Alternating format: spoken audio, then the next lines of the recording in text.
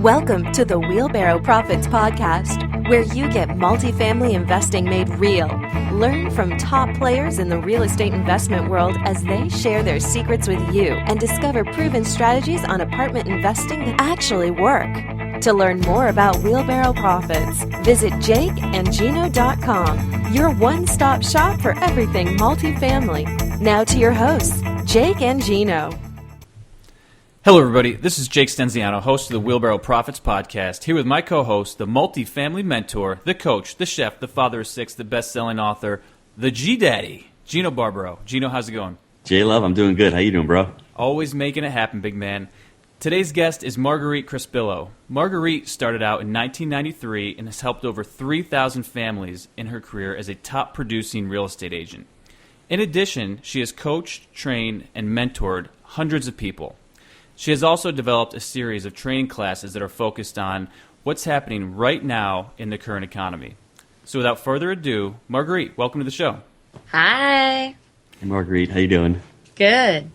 So tell us about your background. Tell us how you got started into real estate and the Marguerite story. The Marguerite story, huh? I'll try to give you the short version. Okay. So I actually used to be in the bar business. So I was laughing earlier, Gino, when you said you used to have a restaurant.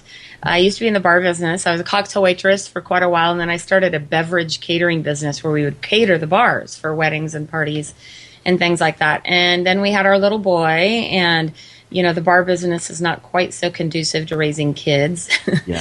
So decided to find something else. My husband was in the mortgage business, and he said refis were going crazy at the time. Interest rates had dropped to like an all-time low of 8%. Yeah, and we thought, oh my gosh, rates are never going to get any lower than that, right? And so decided to get my real estate license to do loans. So as soon as I got into loans in January of 1994, interest rates bounced back up and refis went away. And they said, oh, you're going to have to go out and call on real estate agents. And I said, well, that sucks. They're not very friendly. And I decided that I didn't really want to call on real estate agents. So I went to work as an assistant for an REO broker and was helping him out with his business and started selling real estate and sold 18 houses in 6 months. I said, I think I like this side best. So got into real estate. A couple months later, thought I knew it all, so decided to open my own brokerage. And that was, I did that for a long time. And so real estate took off for me, and I fell in love with it and everything about it and all the possibilities that are out there and all the variety of ways you can do it. And the best part about real estate to me is that everyone can kind of build their own version of success. Like there's no right or wrong, right? There's some people that do certain things and other people that do other things. So I love real estate, and here I am 23 years later. I was just going to ask you, why real estate? I mean, what really attracts you to real estate? There's a lot of aspects to it. First of all is that it's one of the few places that for women or anyone really, there's no glass ceiling. Like I can be as successful as I want to be. And it didn't require a lot of education. I barely graduated high school. I know. I've been there. I literally got like a D in my biology class the day before graduation so that I could actually graduate. I just went to I'm going to date myself now. I just went to my 35th class reunion last weekend. Wow. And so that was pretty wild. But the thing about real estate is that there's so much opportunity and so many possibilities. Like I said, I was able to, when my kids were little, I was able to work around my kids' schedule. Now my kids are all grown, so they don't have any interest in hanging out with me. So now, I can rearrange things. I can put in more time and energy. I can build things whatever way I want to. So, and the money is ridiculous. I mean, if anyone ever complains, we make a ridiculous amount of money for what we do. And I think that just gives me so much, for me at least, it gave me so much opportunity and potential that I never in my wildest dreams ever dreamed was possible. Never. I mean, the numbers and the volume I've done, if you'd asked me 20 years ago, I would have said, you're crazy. That's not possible. So I think that that's one of the few industries where the bar to entry is pretty low, unfortunately. And you have so much opportunity. That's what I love about real estate. Jake likes to tell the story. His first job, his first important job, was working at Radio Shack, working in sales, right? There you go. I mean, I see the transition to you also. I mean, cocktail waitress, you're selling people. So, I mean, that's just a natural transition for you getting into real estate. How would you recommend people getting into real estate in any aspect, whether it be investing like us or basic, brokerage or an assistant or mortgage industry? How would you, advise them to start? Well, I'll tell you that I think the number one focus that needs to shift, although it doesn't that much currently, is to really look at it like a business, right? Like you got to look at it like a business, not a hobby or a part-time or on the side. I mean, that is probably the single thing that has messed with our industry the most, is people not really taking it serious, right? So when the market gets hot, it's like everybody and their mother is a real estate agent, literally, and they do it on the side. The average agent across the country, and these are national stats, sells 4 homes a year. Now, the good thing about selling 4 homes a year is that can make a huge difference in a family, right? I mean, if your average commission is just, say, $5,000, that's an extra $20,000 that might be able to come into somebody's household to work on a very limited part-time basis. But the problem with that is that those people who are doing it are, like I like to say it this way, most people get into real estate, they get in long enough to piss off their family and friends and get out, right? So they do a couple deals, they don't know what they're doing, they don't put the time and the energy and the effort in. It's kind of like people who do like a part-time taco stand. I mean, it's the same type of thing, and it creates more discord and issues in the industry than anything else. So if you have thought about getting into real estate, you got to look at it like a business, and you got to run it like a business. That's going to make the difference on whether you are successful or not. Where would you start off, though? Let's say I was a young kid coming out of college, because I get a lot of these questions on LinkedIn, and they want to get into investing. So the first thing I say is, before you get into investing, learn the business. Where should they really go learn the business? As far as, I think sales training is a huge part. I'm doing a lot of sales training now, and I'm older, and there's so much to learn about sales. Where should they really start, that first step that they should take? Well, to be honest with you, my preference would be that they would find a mentor. They would find somebody that they could work under, think about the construction industry. They have an apprenticeship, right? Like you spend a certain amount of time as an apprentice, and you go spend a year or two and commit to working under somebody who's an extraordinary investor, working under, somebody who's doing what you want to do. So if you want to focus solely on investing for yourself, go, partner with somebody. Go say, look, let me be, your kicking boy, for lack of a better word, for a year, and learn that process. Because in real estate, we don't have to go to college for it, right? I mean, we have to take a couple classes and pass an exam. So go put in that time with somebody and learn that. But that would be the most important thing I would do, and that I did do the first year I was in real estate. I worked for that guy who was an REO broker, and I literally rode in his car with him all day and followed him around and listened to phone calls and, did all kinds of grunt work for him so that I was able to be successful. To me, that is the best thing. But the mistake I made was that I jumped too quick, right? Like I thought I knew it all, so I jumped too quick. And, it worked out for me, but I would not say that is probably the norm. And I paid for a lot of mistakes that maybe had I stuck around a little bit longer, I might have done better at. But investing, same thing. If I wanted to go full force into investing right now, I would find the best person in the business in my market. I would go interview with a few of them and figure out who I connected with and who I really liked. And then I would do everything possible to help them do anything that they needed or wanted so that I could learn it. There's so much value in that. And I don't think as an industry we give that enough value. We're all about, I want a higher commission split. I want to go somewhere where I only have to pay, $50 to be there. Yep. That education is truly priceless. I mean, think about how much money you would spend in 2 areas. If you were going to go to college, I mean, I don't know what the average college degree costs anymore, but the truth is it's expensive. But here's the other thing. Where can you go start a business? You guys do a lot of investing. Where can you go start a business with literally a couple $100 and a test you pass, and maybe get a set of business cards and go start a business that can literally make you millions of dollars?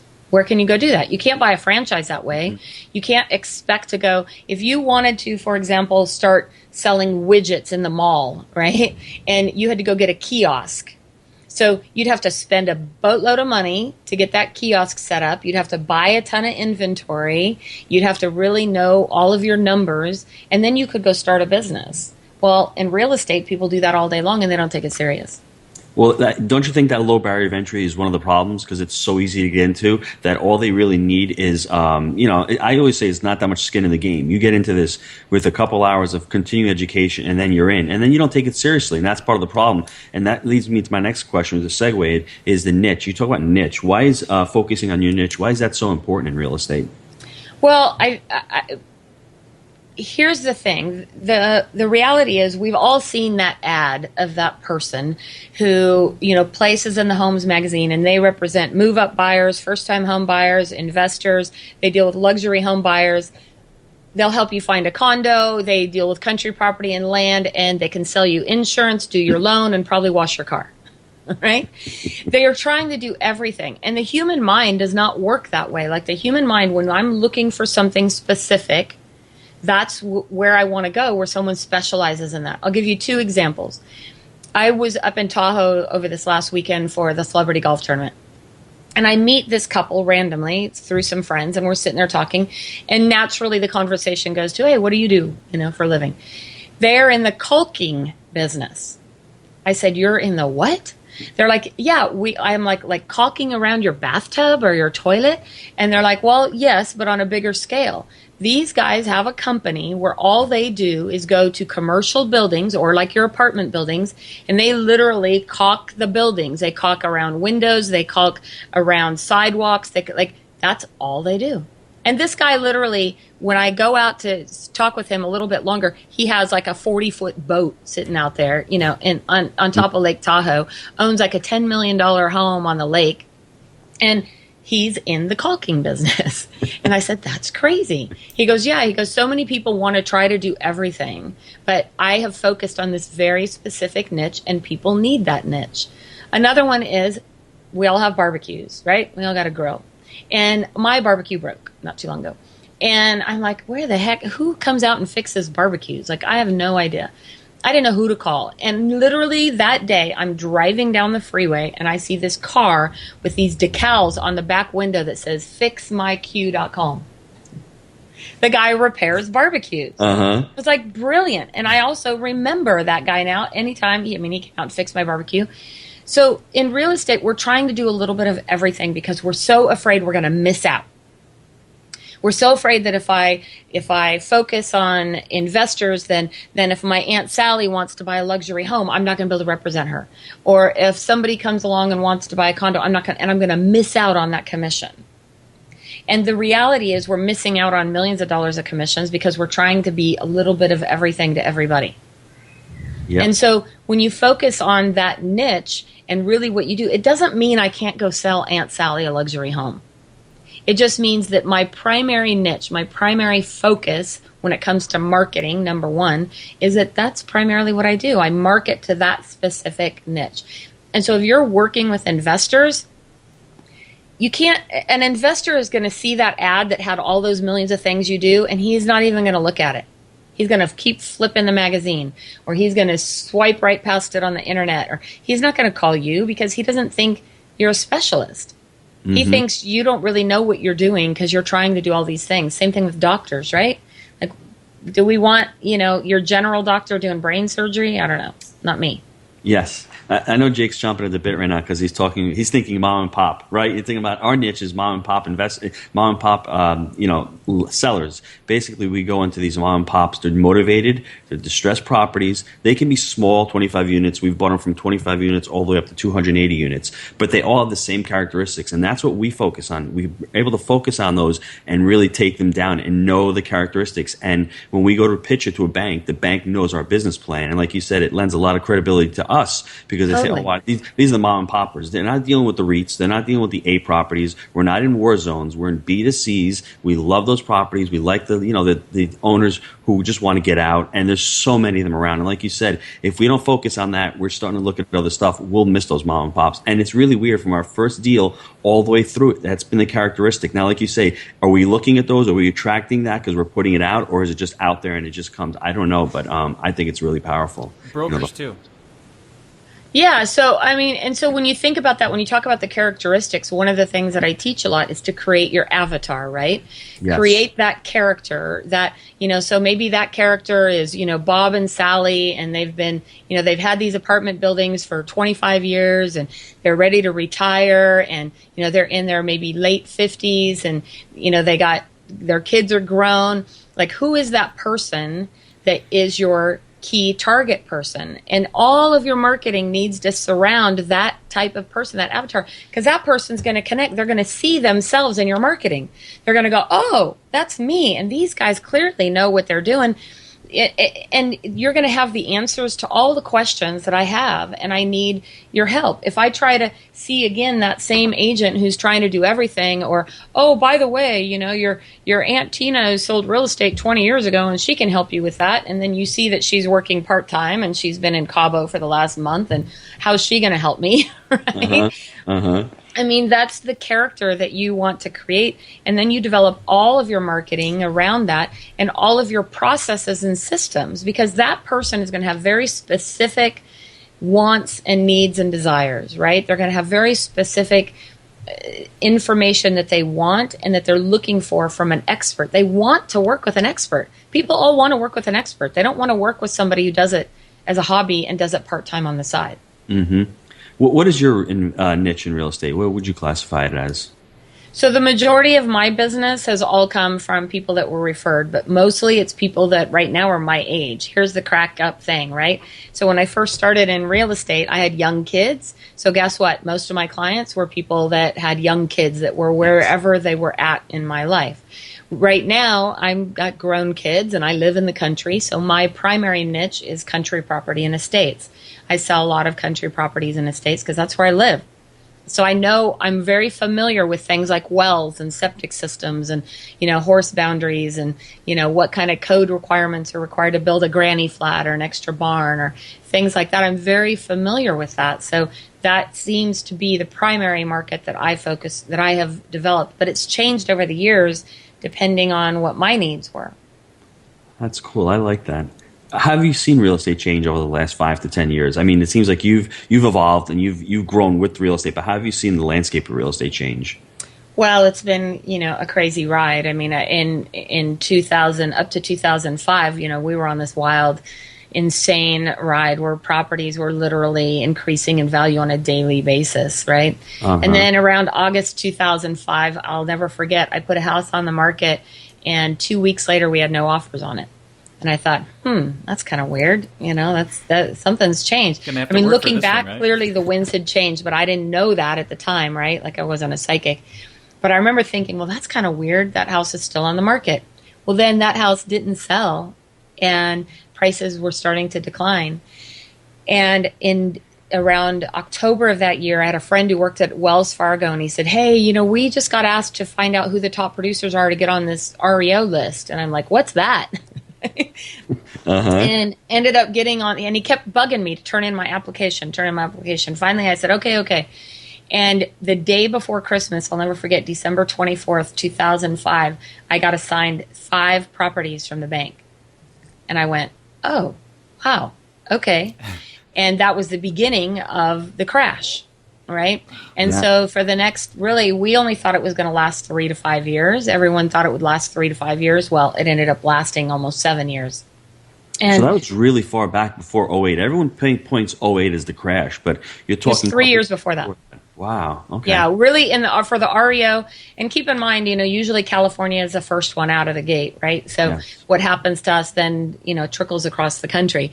But 2005 is really when the end of 2005, beginning 2006, and so the REOs were it was kind of like that snowball effect. The ball was starting to roll, but nobody really saw it until it was like, this great big ball that was crashing everybody.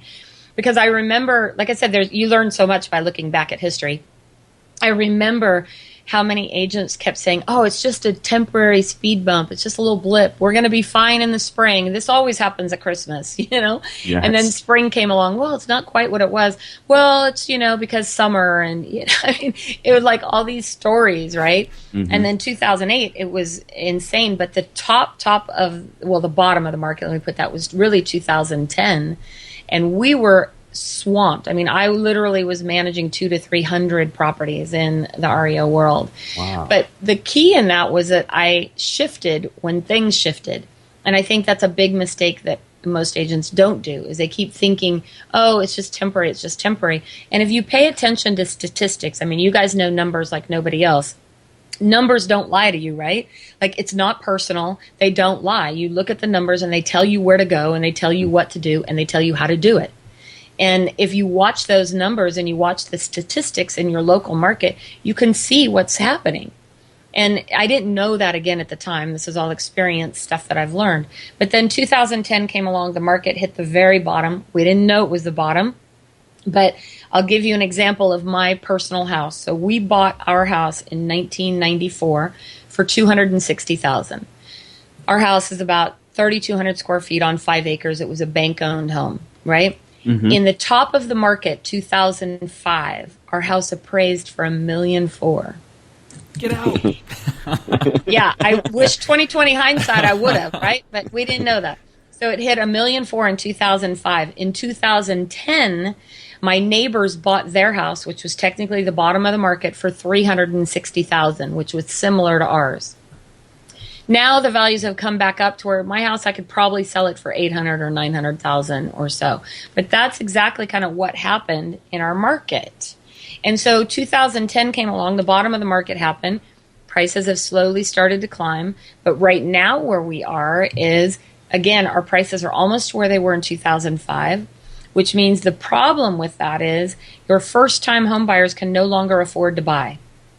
And so where that is brilliant is rentals are insane right now. They're almost impossible to get, yes. Right? Like literally, I have a friend who went up to the people had a line for the rental. She had to pay cash all of her rents for a year in advance just to get that place.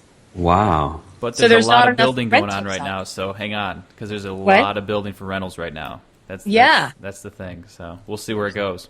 Yeah, and so the market is kind of weird right now because people who are first-time home buyers cannot afford to buy a home in my community. So that eliminates a lot of times many of your services people, your police and fire and your, people that are in that community. It's a struggle for them to buy a home.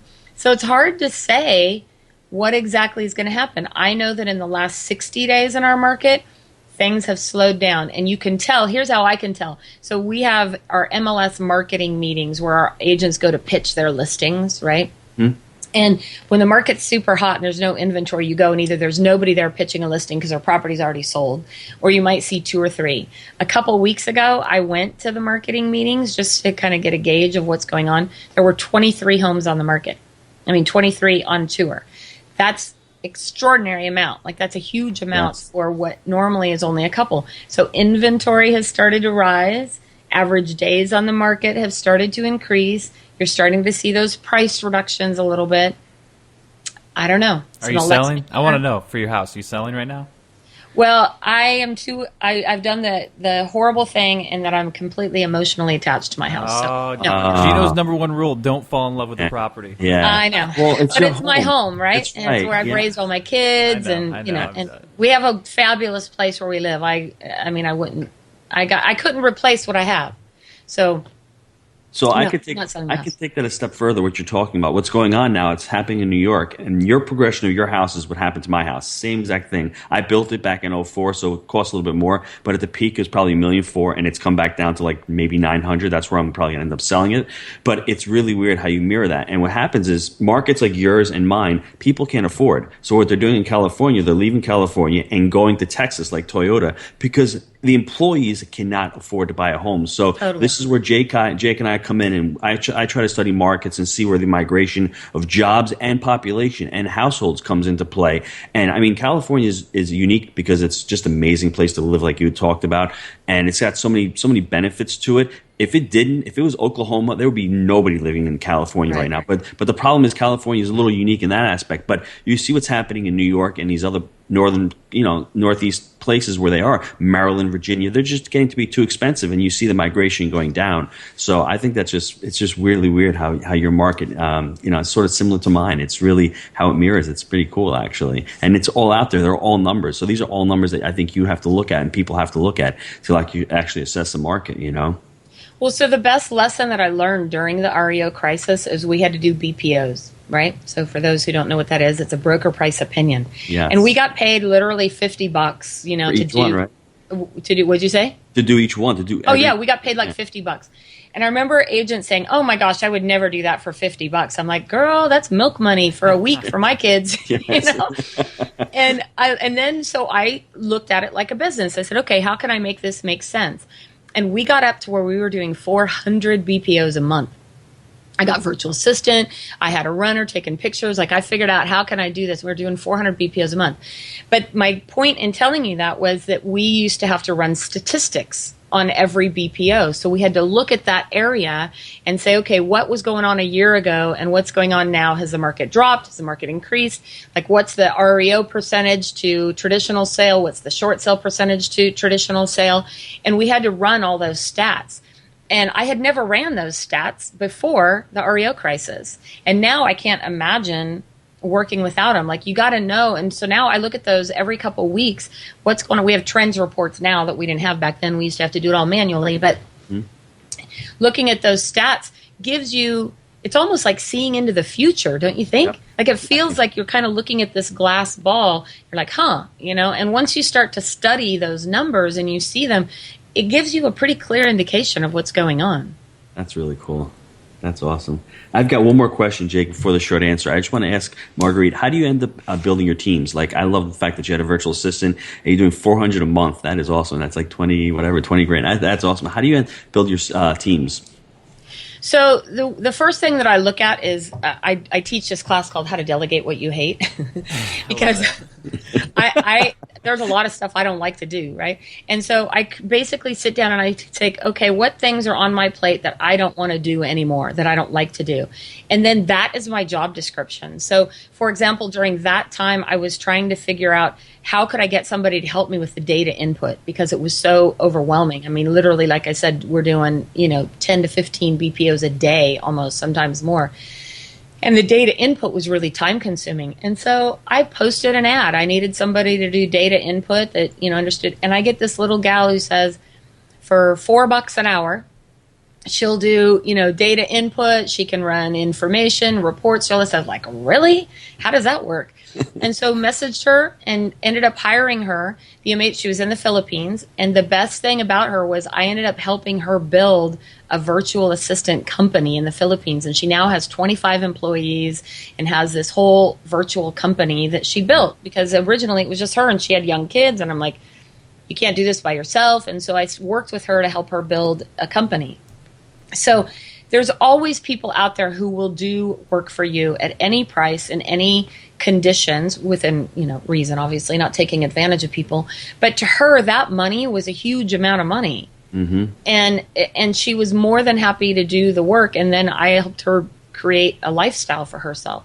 But in building a team, I look for what I don't want to do. I know what my strengths are and where I'm good. And where I'm good is networking, where I'm good is talking to great people like you guys, getting to know what's going on in the world and communicating with other people. That's my strength.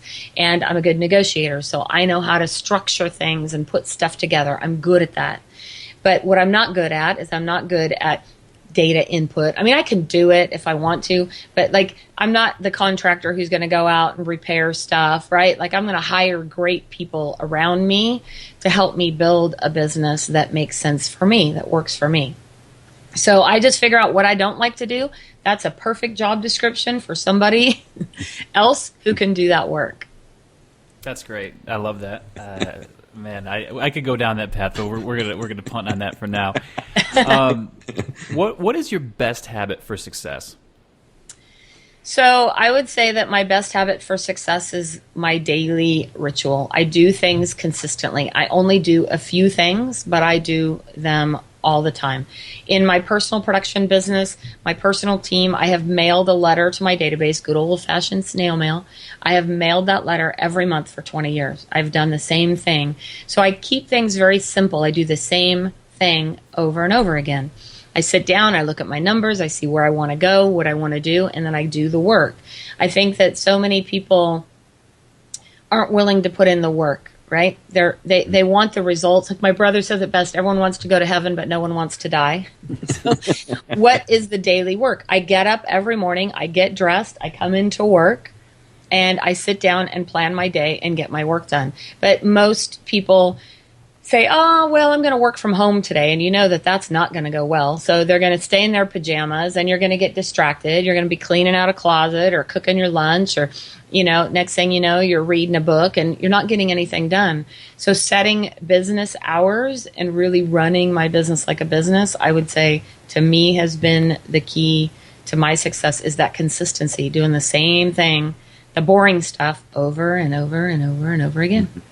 I think I've found my sister from another mister, and I haven't been chiming in too much, but so much of the stuff that I do on a daily basis and my routine and the things you're talking about, it's so identical, even though, I'm more focused on the investment side, but I've always been in sales. So there's just so many similarities coming through. I guess what I'm saying is I'm really enjoying the conversation. It's just been fun for me so far to this point. So keep on keeping on. Let's do it. One of my favorite books of all time, there's an author by the name of Stephen Pressfield. I don't know if you've ever read any of his books. Oh. And he has a book called Do the Work. Do the Work. And it's just called Do the Work. And it's a short book. You could probably read it in an hour.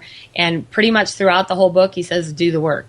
And when people say, well, what do I do? Well, just do the work. Like, figure it out. If you want it bad enough, you'll figure it out. But to just sit around and say, oh, well, I can't figure that out, so I'm just going to kick back here on the couch and do nothing, right? But if you get up and you keep moving, just keep moving. Keep doing something. Reach out, talk to people, do things, go places, find mentors, find people that are doing more than you are doing. And if you follow them, you will see there are keys to success. And those keys are not a secret. They're not a secret. And anybody that's done any amount of business will tell you, you just got to get up and go do the work. Just show up. Show up. That's 90% of the battle. Gino, who said that the other day? Yeah, but part of the problem is now, I don't want to get into the whole, the whole larger picture of what's going on in the U.S., but a lot of people hear the word work and it's a negative connotation because nobody wants to be responsible, the 4-hour work week and all that. So that's the problem. So, I'm son of an immigrant. So to me, working in the kitchen 60 hours a week, work is just an easy thing for me. I was ingrained into it. So the real estate thing, what we're doing here and what we do, that's a piece of cake for me. So exactly. I find it as pleasure, but the problem is as youth and as people, work, they want to get $15 an hour for a part-time job that, whatever. They're not, to them, work is hard. You have to think of work as being enjoyable. If anything that's enjoyable you want to get to, you raise your level of energy. It doesn't become work, it becomes fun. And I always joke around with Jake. Jake always says, let's grind it out. And I always try not to say, let's not grind it out, because grinding it out connotes something that's really difficult and you're not enjoying it. So I look at work as more of a positive word to use. That's just my take on it, So I'm going to throw in two things. First of all, I don't worry about what's going on in the world because I'm in charge of my own economy. Mm-hmm. I'm in charge. My economy can be good or it can suck, depending on how much I work, right. Depending on how much energy and effort I'm going to put in. Mm-hmm. And I also think that saying that the youth of today don't work any more or any less, I don't know that I agree with that, because I will tell you. So I have 6 children. My husband had 3 with his first wife. We had 3 together, and I've raised all of them. They've been in my life since I was young.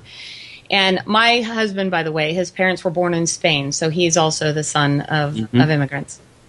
And when I look at my children and I look at their work ethic, right, I got 2 boys right now that are 20 and 21. And they have been raised in the exact same household with the exact same parents, the exact same everything. They've been raised. One of them, my 20-year-old, that kid works like a beast. He will get up before the sun's up. He will go to bed after the sun's down. He works hard. Like right now, he's working at Joe's Crab Shack, so I get to go eat free crab. Oh, good. But that kid is, when I talk to his boss, they're like, he is one of the hardest workers I've ever seen. He just works really hard. My other son, who's 21, is a bit more creative, and he has a different work ethic, a different style. So I'm not convinced that we have youth that is any worse than it was. Like every generation blames the one before, right? So I remember when I was a kid, they're like, oh, kids today, they don't hardly work. They don't, there's good and bad in everything, and it's really where you shift your focus. Like the kids that are working hard don't get enough credit, just like they never have, and the kids who aren't working hard enough get tons of attention because they're not working. So there's plenty of opportunity wherever you go. For people to complain that there's no opportunity, I want to think of somebody like your parents who left a space where there really was no opportunity and came to one of the most amazing places in the world and created opportunity because they worked their asses off. I'm sorry if that's a bad word. It's okay. They worked their asses off, right? Like, they didn't sit around waiting for somebody to walk up and say, oh, let me help you out. Let me give you, $10 here. They got in and they did the work. And if you look at the truly successful people in any industry, real estate, whatever it is, the people who do the work will always shine. Mm-hmm. Do work. Do the work. Do work, yo. Yep. All right. 23 years in business, right? What's your biggest mistake? Oh, my God, I've got lots and lots of them. Well, actually, so this is kind of a crazy story. This literally just happened. But, I mean, I've made tons and tons of mistakes. I would say that the only reason I'm successful is because of the amount of mistakes I've made. I mean, first of all, I've made thousands of mistakes. I would say in not investing more would be the number one, not buying more properties, not spending more of my resources, because it's not the commissions you make, it's what you do with the commissions, right? Mm-hmm. So it's taking those commissions and investing them in another arena, thinking that in 2005 that we were going to forever be on this gravy train, right? Like, this couldn't possibly come to an end anytime soon. And then it all came to a screeching halt. So I would say that during that time, too, a lot of people were buying for equity, not for cash flow. Mm-hmm. Huge mistake, I think, unless you really know what you're doing. Everybody was trying to be, the infomercial investor guy on TV, not knowing what they were doing. So I would say that those were my biggest mistakes. I would say that tragically, I made a big mistake this last week, but it ended up working out. For the first time in my 23-year career, I forgot a listing appointment. Literally did not show up. And it was a past client who I'd sold a house to 15 years ago. I had too much going on, and I forgot to put the appointment in my calendar. And I'm driving in 45 minutes in a different direction, and the guy calls, "Hey, Marguerite." And my stomach dropped the minute I heard his voice. I knew I had forgotten the appointment. Makes you sick, doesn't it? it? I can't believe I did it. I can't even believe I'm admitting to doing it. But I think that there's a lesson learned out of this, because what happened is I said, you know what? I screwed up, and I am really sorry. I can't believe I did this. If you don't reschedule with me, I'll completely understand. I screwed up, and I don't even know. I got no excuses. I got no stories other than I forgot. And luckily, because I'd built that relationship with him all these years, I had mailed to him for 15 years. I'd stayed in contact with him. He said, you know what? We all make mistakes. Can you come out tomorrow at 5? And then he did nothing but harass me and tease me when I did show up the next day. But I'm listing his house today at 3:30. And I want to tell that story because I think that when you get to a certain position, people think you don't screw up. Right? They think, oh my gosh, you're like, the best whatever you are. And they think that you don't screw up. And we all screw up. And the most successful people that I know are the ones who make the big call. And the big call is the one you don't want to make. It's the one that sucks. It's the one that says, I screwed up. I'm sorry. How can I fix it? What can I do to make it better? And if more people would take responsibility in that arena, we could eliminate attorneys. Right? That would be nice. That would be nice. That their jobs would go away. So I've made literally thousands of mistakes. I can't even begin to tell you how many mistakes I've made. So what are you doing special for this guy tonight? Are we doing like Joe's Crab Shack for everybody? Tequila. Tequila. Okay, well that works. An expensive bottle of tequila is going with me to that listing appointment. Very good. Last question. What project are you excited about right now? So I would say that I'm most excited about the academy that I've built, which is the Masterclass Real Estate Academy, which is designed directly towards real estate agents to help them to really raise the bar, help them figure out ways that they can run their business like a business, put systems in place to do the things that they need to do to create consistency. I think that we have a horrible reputation when it comes to the consumer, and the biggest part is because we don't take our job serious. We're not as committed to educating ourselves and improving who we are on a daily basis and improving that experience. I mean, that customer experience has got to be the most important thing. And when it is, and when people are treated well, they'll do business with you for life. So that's what I've developed. In talking to you guys, I'm all inspired again that I need to work on getting some investment properties. So that's probably something I'll be working on in this next year, because that is a big mistake. I truly believe that's probably one of the biggest mistakes I made personally, not necessarily in my career, but in my personal inventory and, life out there. I've bought a few investment properties, but didn't put the time and the energy into it to take it serious. And I think that's a key. So if people sign up for this course, will they get things? I love the fact that you said systems, because I think that's so important for every business. And we always talk about that. Treat your investment like a business, because it is a business. But the key here is, if they sign up for the course, are they going to learn the tricks of the trade? Like, when you screw up, get the bottle of tequila. Is that included in there? Because that's, I think, that's the good stuff, right? That's the good stuff. Yeah. A lot of what I teach in there has to do with, using checklists, right? I'm sure that you guys use those in your investment arena, like to make sure. So the biggest mistakes I've made, there you go. The biggest mistakes I've made has been because I get busy and I forget what I need to do, right? We all do that. And so when you have a checklist and everything needs to happen on that, you don't make as many mistakes. Mm-hmm. And then when you do make mistakes, guess what? You just added that to the checklist. So I have lots of different checklists, forms, systems, processes, video trainings, and tons of other stuff to help people get that stuff in place so that things are systematized and happening the same way every time. Have you ever read that book, The E-Myth? E-Myth, yes, Traction. Yes. Yep. Yeah. Good stuff. Great books. Good stuff. Yeah. This has been great. I'd love to do it again sometime in the future, and thank you so much for being on the show. Yeah, I'd love to have you guys on my show. We'll coordinate that. We'll do it. Thanks. Okay, that's going to do it for today. If you found value in this episode, please don't forget to leave us a review on iTunes. We really appreciate it. Also, if you'd like to speak with us, we are now doing 2 30-minute strategy sessions every Friday. You can sign up for these at jakeandgino.com. This has been another episode of the Wheelbarrow Profits Podcast, the only show that teaches that it's education times action that equals success. I'm Jake, and he's Gino. Over and out. We trust that you enjoy the Wheelbarrow Profits Podcast. Visit jakeandgino.com, your one-stop shop for everything multifamily. See you next time when Jake and Gino share more of their investing secrets with you.